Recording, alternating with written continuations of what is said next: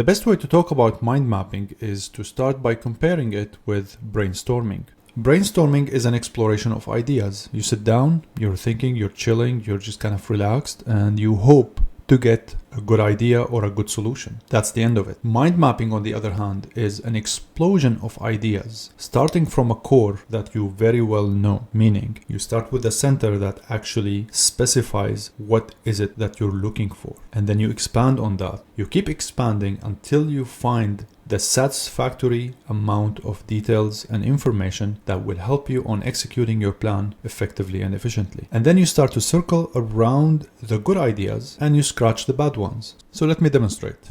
The inventor of this methodology of planning and thinking is Leonardo da Vinci, and the process of mind mapping details was described in the book How to Think Like Leonardo da Vinci by Michael Gelb. So I'm gonna come up with an example that I've never done before, just to ensure that I'm really thinking out loud and I'm really showing you how I am getting to the point. Let's say I wanna have a spaceship of some sort that has a purpose. Let's say, for instance, I want to create a spaceship that delivers shipment from Earth to Mars back and forth. I cannot say the Martian spaceship because it doesn't really describe the purpose. And the reason why I need to have a purpose in those words is because I need the description to be consisting of keywords, because those keywords are going to be broken down into more and more details. So for instance, I'm gonna go with Martian cargo spaceship. So you notice here that it's all in capital letters, and that is how it's supposed to start. Okay, it's advantageous to do this in digital because you can always scale things up and down and erase and correct. We start with all capital. Next, we need to have this in such a decorative bubble because we want to emphasize that this is the center. Now we need to break this down into the three words that it consists of, which is Martian, and then cargo, and then spaceship. This is just an initial start. You can definitely have more main ideas to be added, but I'm just making this like a triangular kind of shape just to emphasize that I am focusing on Martian, cargo, spaceship. These are my keywords. Now we completely forget what we are doing here. And the reason for doing that is we need to be super objective, meaning that when I think about Martian, I want to think about it as a planet, not necessarily as something that is cinematic. And of course, you can always add whatever components you want. You can, if this is like an emotional kind of film that you want to create, then you can think emotionally about it. But in order for me to get to details that I have not necessarily envisioned as an artist, I want to think about it from a different perspective. Okay. So Martian. So when I think about Mars, I could break it down completely into Mars and then I talk about planet and all of this. So you can definitely do that. Again, I'm just doing these three pillars if you must, just to emphasize the 3 points. But I can start with Mars. Now, the second layer, let me create a new layer here just so I can make the hierarchy of thoughts. So when I go for the first layer here, I need to have the Mars to be this way. So I'm going to underline it and the M is going to be capital.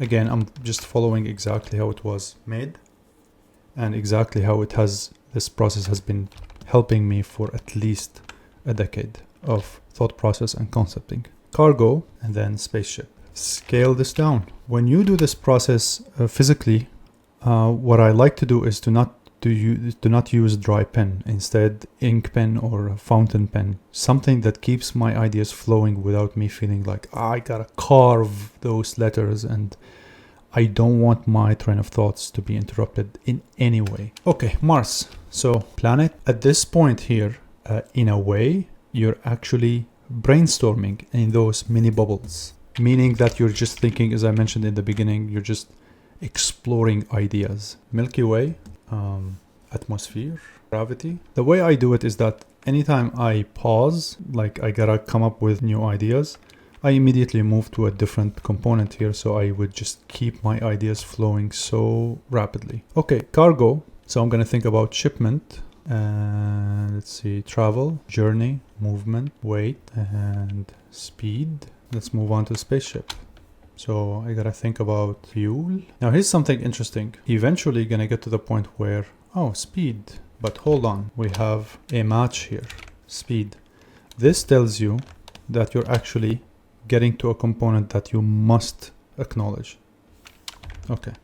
You don't have to circle it right now, but I'm just kind of emphasizing this. Okay, so spaceship, speed, capacity, weight. Again, the same as I mentioned before, because we have weight as well here. So spaceship, okay. Crew, I want to think about schedule. So these are the three main things, and that goes into the first circle here. So this is the core, and then here's the first circle that has the double underlining and the capital first letter. And now I'm gonna expand to this level here. You do the same thing over and over. You just think about speed without necessarily the context of what's going on here or where you want to do it. In fact, you're highly recommended to do the opposite of thinking about this, because then what happens is that this is something that I see a lot with my students when they're doing design, where they have one idea, okay, and they keep expanding on that idea in a way that they reached exactly the conclusion that they had in their mind in the first place, which is not supposed to be the goal. Meaning, if you know exactly, oh, Martian cargo spaceship, maybe it looks like. So let's say this is the kind of the spaceship that I have in mind. I may tend to just exactly elaborate on these points based on what I have in my mind. And that's exactly what I shouldn't be doing. Instead, I should lead myself to new conclusions if possible. And if the original conclusion is as good as it gets, I'm gonna go back to it naturally because it's already in my head. So,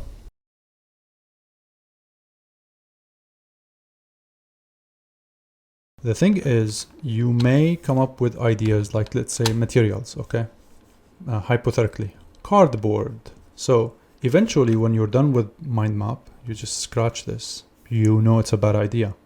And then you get to focus on materials such as titanium, or maybe carbon fiber, maybe. So eventually you're gonna reach the second and third and 100th circle if you want. Of course, the point is to stop exactly when you really feel that, you know what, I think I know what I want now.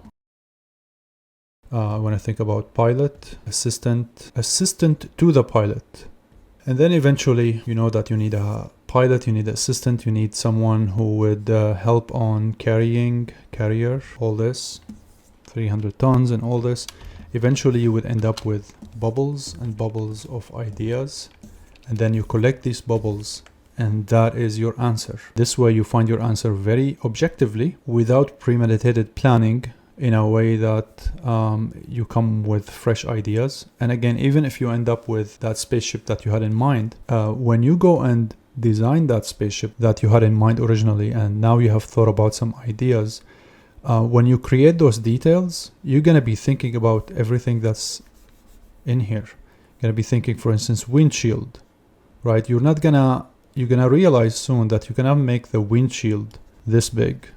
Maybe you can, but maybe you shouldn't, right? Because we're going here to the endurance, right? So when I think about the endurance, like, can it actually endure? Does it lower or increase the weight? Maybe I should stick to a specific weight that I do not want to exceed. So maybe I'll just cut it down to something like this, just enough for the crew to see. And hopefully you've learned something from this video. Thanks for watching.